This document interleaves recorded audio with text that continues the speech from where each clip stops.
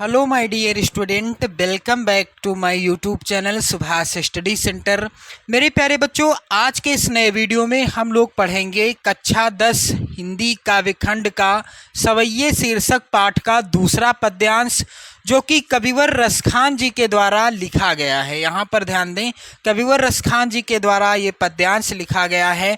पहला पद्यांश मैंने पढ़ा दिया है, आपको बताया है संदर्भ, प्रसंग, व्याख्या और काव्य सौंदर्य। तो आप उस वीडियो को यदि देखना चाहते हो तो आप चैनल की प्लेलिस्ट में जाओगे, वहाँ पर आपको वीडियो मिल जाएगा। क्लियर? तो मेरे प्यारे बच्चों, इस पद्यांश का संदर्भ, प्रसंग, व्याख्या आप लोग देखेंगे ताकि आप एक बेहतर नोट्स तैयार कर सकें। और एक बार शेयर कर देना इस वीडियो को आप लोग अपने सभी इष्ट मित्रों में, ताकि वो भी आपकी तरह बेहतर नोट्स बना सकें। क्लियर? तो चलिए ध्यान दें, दूसरा यहाँ पर पद्यांश है। आजू गई होती भोर ही हो, रस खानी रही वही, नंद के भवन ही वाको जियो जुग, लाख करोड़ जसोमति को सुख जात कहो नहीं, तेल लगाई लगाई कयंजन, भौहें बनाई बनाए डीठो नहीं, डारी हमेलनी हार निहारत, वारत ज्यों चुच कारत छो नहीं। प्रस्तुत पद में रसखान ने श्री कृष्ण के प्रति यशोदा के वात्सल्य का वर्णन किया है। कविवर रसखान जी कहते हैं कि एक गोपी जो है दूसरी गोपी से कहती है क्या, कि जब मैं आज सवेरे सवेरे श्री कृष्ण के प्रेम में मग्न हुई, नंद बाबा के घर यानी नंद बाबा के भवन में पहुंची, आज गई हुती भोर ही हो, यानी आज भगवान श्री कृष्ण के प्रेम में मग्न होकर के सवेरे ही जैसे मैं नंद बाबा के भवन में पहुंची तो क्या देखा मैंने, वाको जियो जुग लाख करोड़, जसोमति को सुख जात कहो नहीं। तो वह सखी अपनी दूसरी सखी से कहती है कि वाको जियो यानी उनके पुत्र श्री कृष्ण, जुग लाख करोड़, उनके पुत्र श्री कृष्ण लाखों करोड़ों जुगों तक जिए, जसोमति को सुख जात कहो नहीं। और यशोदा माता को जो सुख श्री कृष्ण को प्राप्त करने के बाद मिला है, उस सुख की चर्चा करना, उस सुख का वर्णन करना अपर्याप्त है, अर्थात उस सुख का वर्णन नहीं किया जा सकता। तेल लगाई लगाई कयंजन, भौहें बनाई बनाए ढिठौ नहीं। सखी अपनी दूसरी सखी से कहती है, अर्थात गोपी अपनी दूसरी सखी गोपी से कहती है कि वह अपने पुत्र के शरीर में क्या करती हैं, तेल लगाई लगाई के अंजन, अपने पुत्र के शरीर में तेल लगाकर, और अंजन कहाँ लगाया जाता है, अंजन का अर्थ होता है काजल, और आँखों में काजल लगाकर, भौहें बनाई बनाए ढिठौ नहीं, और भौहें सवार कर, माथे पर नजर का टीका लगाकर, और डारी हमेलन हार निहारत, वारत ज्यों चुचकारत छौ नहीं, और माथे पर नजर का टीका लगा करके और उनके गले में पहनने के डारी हमेलन हार निहारत, और उनके गले में पहनने के आभूषण डालकर उन्हें देख रही थी, और उन पर बलिहारी वारत यानी बलिहारी जा रही थी, और साथ ही साथ मेरे प्यारे बच्चों अपने पुत्र को वह पुचकार रही थी। तो इतना ही गोपी ने अपनी दूसरी गोपी से कहा।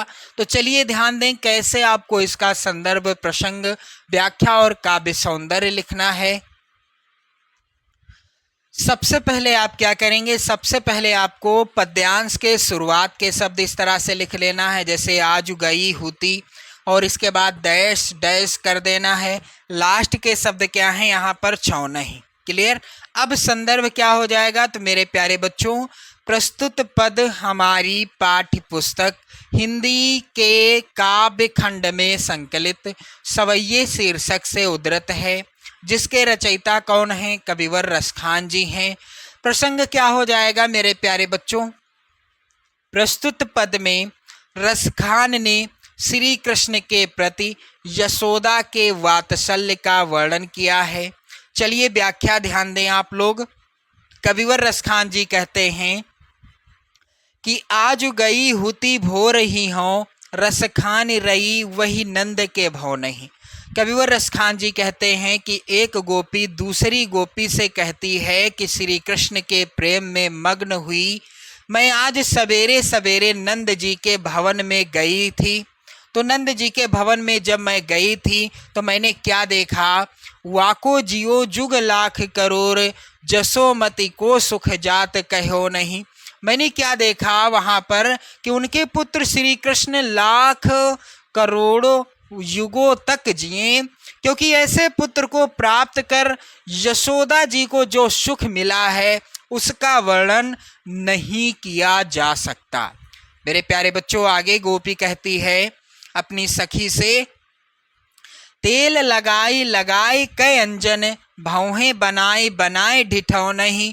मेरे प्यारे बच्चों, कहने लगी गोपी कि वह अपने पुत्र के शरीर में तेल लगाकर, आँखों में काजल लगाकर, भौहें सवार कर, माथे पर नजर का टीका लगाकर और क्या कर रही थी कि डारी हमेलन हार निहारत, वारत ज्यों चुचकारत छौ नहीं। और माता यशोदा क्या कर रही थी कि और उनके गले में पहनने के आभूषण डालकर उन्हें देख रही थी और उन पर बलिहारी जा रही थी और अपने पुत्र को पुचकार रही थी। काव्य सौंदर्य ध्यान देना आप लोग कैसे लिखना है। बालक श्री कृष्ण के प्रति माता यशोदा के वात्सल्य का आकर्षक चित्रण किया गया है। भाषा क्या है? तो यहाँ की ब्रज भाषा है पद्यांश की। रस यहाँ पर वात्सल्य रस है। छंद सवैया छंद है और अलंकार यहाँ पर यमक अलंकार और अनुप्रास अलंकार है। गुण कौन सा है? प्रसाद गुण है। तो इस तरह से मेरे प्यारे बच्चों आपने देखा यहाँ पर दूसरे पद्यांश का संदर्भ, प्रसंग, व्याख्या और काव्य सौंदर्य।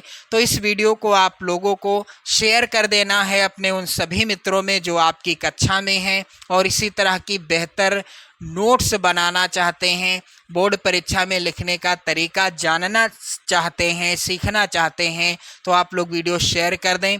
इसके बाद अगले वीडियो में मैं आपको बताऊंगा अगला जो पद्यांश है यहाँ पर, धूरी भरे अति शोभित श्याम जू, तैसी बनी सिर सुंदर चोटी, खेलत खात फिरे अंगना पग, पैजनी बाजती पीरी कछोटी, वा छवि को रस खानी विलोकत, वारत काम कला निधि कोटि, काग के भाग बड़े सजनी, हरि हाथ सो ले गयो माखन रोटी।